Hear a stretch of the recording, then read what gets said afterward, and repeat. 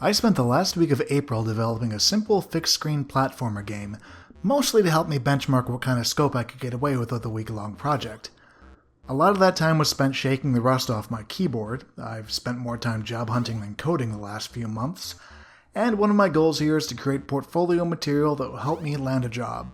So, as you can see here, my inspiration was simple platformers for early microcomputers like the Apple II and Commodore 64, the kind I played when I was a kid.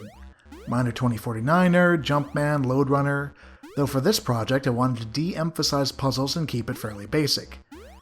In that, I failed a bit as I was compelled to give each of the game stage a unique tile set and introduced new enemies and hazards in each one. And even worse, I was designing and creating the art on the fly as I went. This is very insufficient, and I should have spent more time in the beginning planning instead of trying to figure out why my spiders weren't climbing walls. I spent Sunday brainstorming different ideas and eventually came up with the conceit that you discover caverns below your basement that take you to progressively stranger and more dangerous layers. The basement is the first level, just bare concrete and spider webs with rad enemies.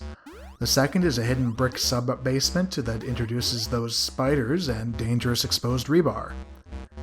Level 3 is dirt tunnels with water pools, no new enemies here, but if I had the time I'd have implemented some kind of burrower. Level 4 is a cavern with pointy monsters that drop from the ceiling, and the fifth is a basalt lava chamber with a ghost that follows you around the screen.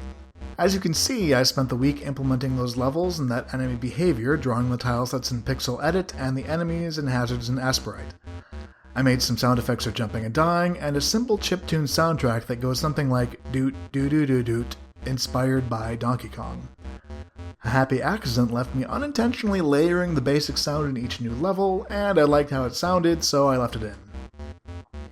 I didn't really leave myself enough time to polish. I was finishing the last level on Saturday, so I never got around to external playtesting, adding in coyote jumps, or tweaking the tile sets to be less blocky.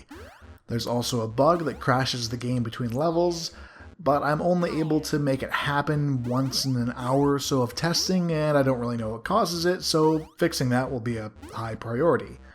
I would probably also add in a few more layouts for each map style and either create an end screen if you finish them all, or scoring and increased difficulty if I made the levels cycle.